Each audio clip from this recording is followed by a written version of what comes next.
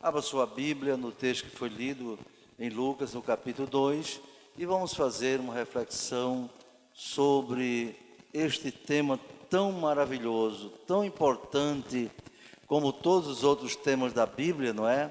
Que é o nascimento de Jesus, o Natal de Jesus. Se você for olhar para o mundo, para os jornais, as manchetes, jamais você verá um destaque para o Natal de Jesus. Não, mesmo neste mundo que se diz cristão, ocidental, não há grande destaque. Se você abrir a internet hoje ou adquirir os jornais, vai ver que o destaque é para o que está ocorrendo em Brasília. O destaque ainda é para a questão política, para o governo que sai e também para o governo que está se aproximando para tomar posse do Brasil. Esses são os grandes destaques, as grandes manchetes. Se olhar para os jornais do mundo, você vai ver também coisas desse nível, não é? No nível político, social, econômico, guerra, confusão. Não haverá um só que dê um destaque ao nascimento de Jesus. Por quê? Porque a maioria das pessoas do mundo não quer saber de Deus. A maioria das pessoas do mundo não quer saber de Jesus. Não obstante Deus amar toda a humanidade, não é, irmãos? Amar todas as pessoas, uma pequeníssima parte, uma pequena parte do mundo é que ama a Deus e ama a Jesus. E eu louvo a Deus porque dessa pequena parte que ama a Deus e a Jesus, está aqui uma parte nesta noite. Você pode dar glória a Deus por isto? Nós amamos a Deus, porque nós cremos nele e o amamos. Isso é uma maravilha. Meu querido irmão, já vi crente dizer: eu não sou nada, eu não sou ninguém, eu não tenho posição. Sabe o que é isso? É falta de conhecimento da palavra de Deus. Porque você dizer que não é nada, você achar que é uma pessoa sem valor, você não conhece o que é ser um cristão de verdade. Porque ser cristão, irmão, não é ser membro da Assembleia de Deus, ou da Batista, ou da Presbiteriana, ou Universal. Não. Na Assembleia de Deus deve ter cristãos, e ainda que nem todos sejam cristãos, não é? Mas se você ser cristão, é você ter o seu nome escrito no livro da vida do Cordeiro. Ser cristão é você se identificar com o Cristo maravilhoso, que nasceu numa manjedoura, viveu entre os homens e morreu na cruz para nos salvar, e ressuscitou ao terceiro dia, vencendo o pecado, vencendo a morte, vencendo o diabo, vencendo todos os poderes que existem. Isso é ser cristão. Então muitos não dão valor ao nascimento de Jesus, porque nem creem nisso. Acham que essa história de Jesus nascer de uma virgem foi uma lenda. Pior do que isso são judeus que não aceitam Jesus como Messias, não é? É terrível. Sabe aquele que eu vi de um engenheiro na universidade que era judeu? Ele dizia assim: olha, eu sou judeu, me desculpe, mas eu não creio nessa história. Nós judeus não aceitamos essa versão de que uma moça virgem teve um filho e era noiva de José, um judeu que casou com ele. Não, nós não aceitamos isso. Nós achamos que foi uma invenção daquela época para salvar aquele homem e aquela mulher de serem apedrejados. Pois muitos creem que José teve relações sexuais com Maria, não é? E eles sabiam que iam ser apedrejados, pois não eram casados ainda. Aí ele diz que inventaram essa história, não é? De que foi para encobrir aquele pecado de fornicação. É assim que muitos entendem. Mas sabe por que nós entendemos diferente? Nós entendemos que a história de Jesus não é uma lenda, não é um mito, mas é verdade, porque nós cremos na palavra de Deus. E Jesus disse em João 17:17, santifica-os na verdade, a tua palavra é a verdade, louvado seja Deus. Jesus, ele é a verdade e ele trouxe a palavra que é a verdade, louvado seja Deus. Então no livro que nós acabamos de ler, nós estamos meditando nele, refletindo, não é? Nos diz que no 6º ano, isso é, no 6º mês, o anjo Gabriel foi enviado por Deus à cidade de Galiléia, chamada Nazaré. Nazaré. Olha que coisa interessante, não é, meus irmãos? Chamada aquela cidade lá no norte de Israel, uma virgem. A primeira lição que eu retiro daqui, meus irmãos, Maria era uma virgem. Maria era uma virgem. Li aquele outro texto, mas esse aqui está dentro do contexto do Natal. Maria era uma virgem. Porque Deus mandou um anjo a uma virgem. E virgem aqui não quer dizer que ela era virgem moralmente apenas. Não, ela era virgem fisicamente também. Ela tinha sua virgindade física e virgindade moral. Quer dizer, porque a virgindade física, assim como a virgindade moral, para Deus tem muito valor. A virgindade física hoje de uma moça em pleno século XXI é considerada uma coisa ultrapassada. Uma coisa que não tem sentido nenhum, uma moça ser virgem, uma adolescente ser virgem, que é isso? Isso é cafona. Quem já ouviu isso por aí?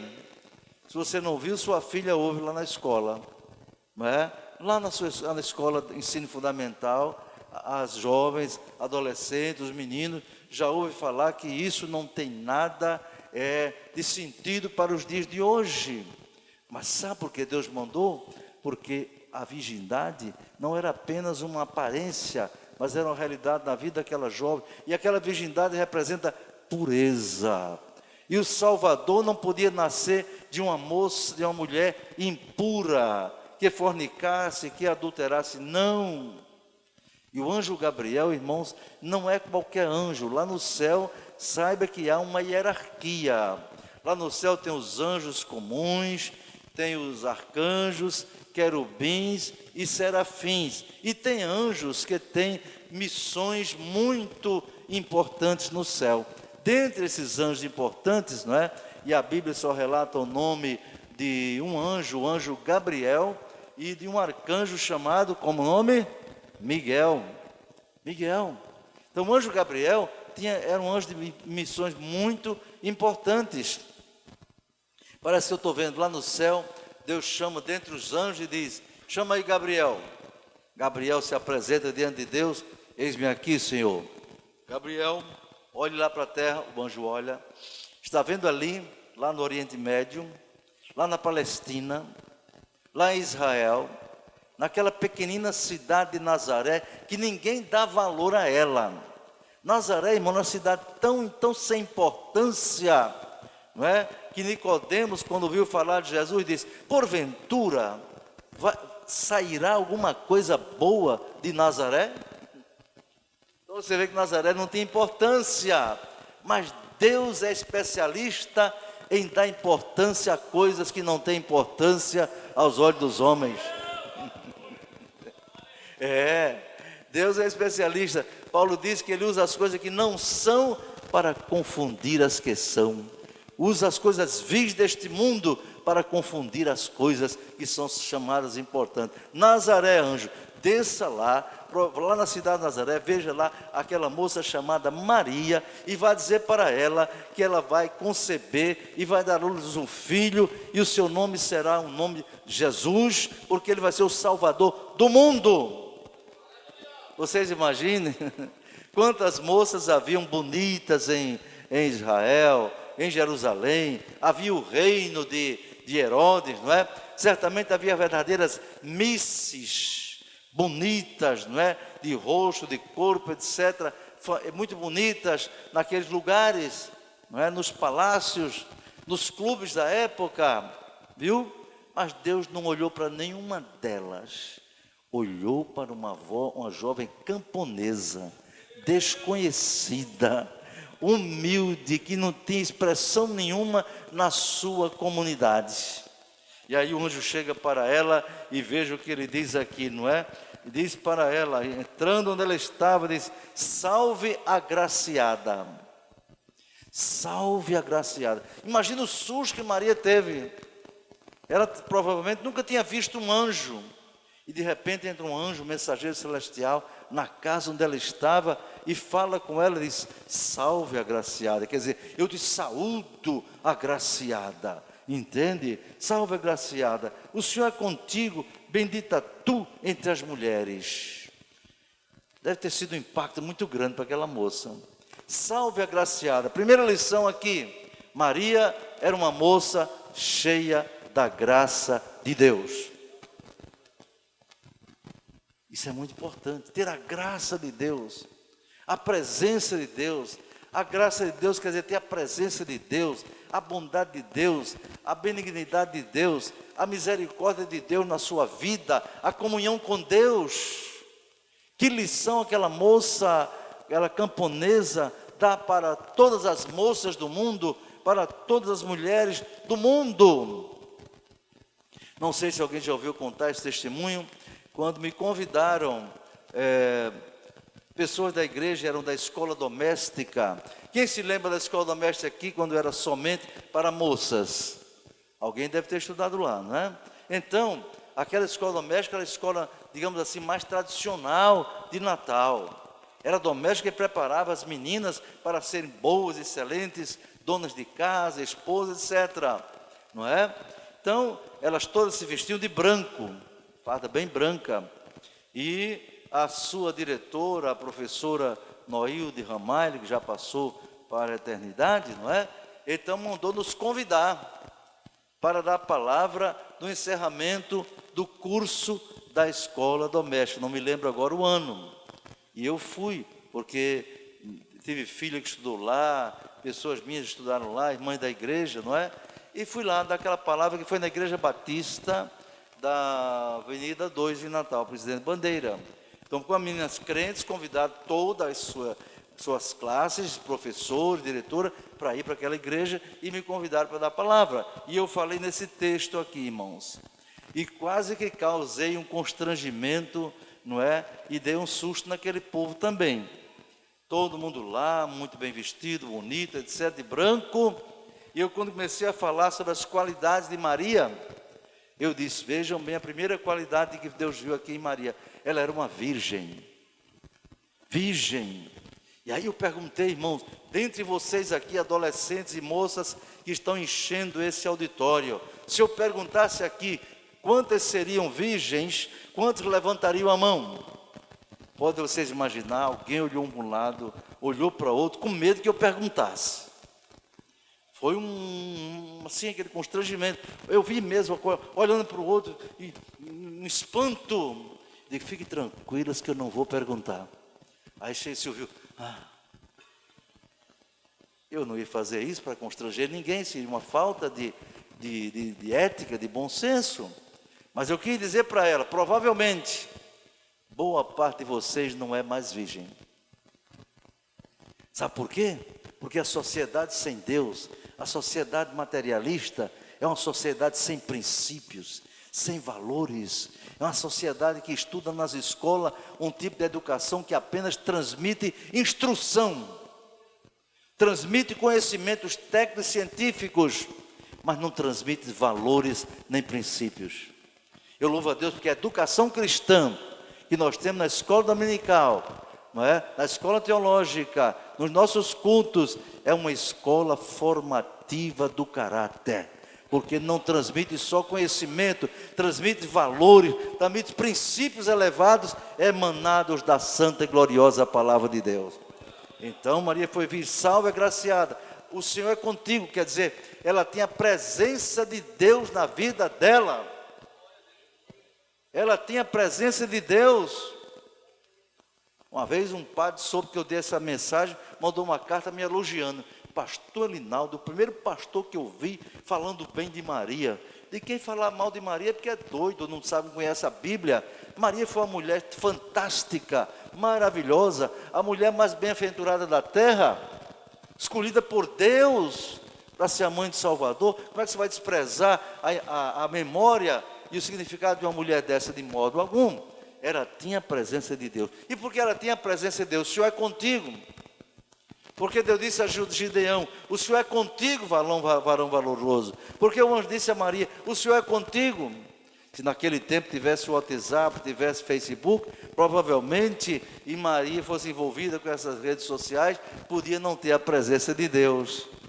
Porque tem crente aqui nessa igreja que passa 3 horas por dia assistindo no WhatsApp, mas não lê a Bíblia nem ora. Se você não lê a Bíblia nem ora, como você pode ter a presença de Deus?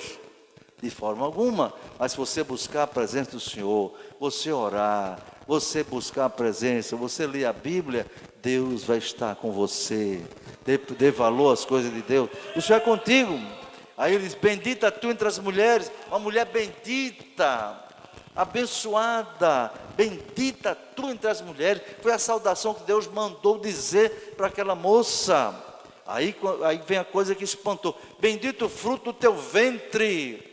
Aí, meu irmão, ela ficou muito preocupada. Bendita tu entre as mulheres. Vendo a ela, disse, ficou perturbada. E considerava que saudação seria aquela. Que é isso? Como que diz, uma simples moça camponesa aqui de Nazaré, ninguém me conhece aqui, a não ser minha família. Como é que vem um anjo dar uma saudação desta?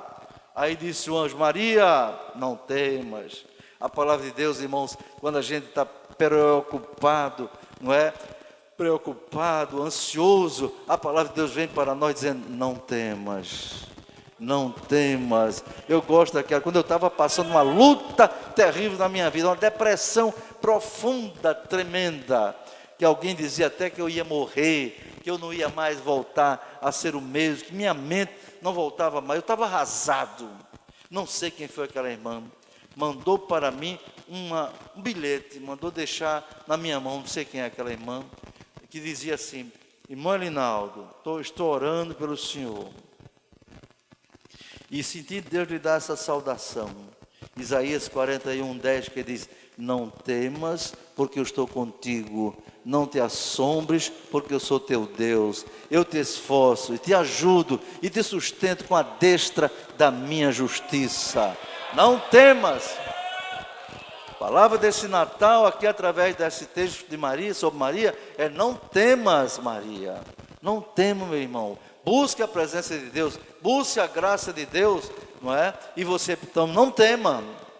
Não temas, Maria, disse o anjo, porque achaste graça diante de Deus. Olha, ela era agraciada e ele está explicando: achaste graça diante de Deus, achaste favor de Deus, a benevolência de Deus, a aprovação de Deus, a escolha de Deus.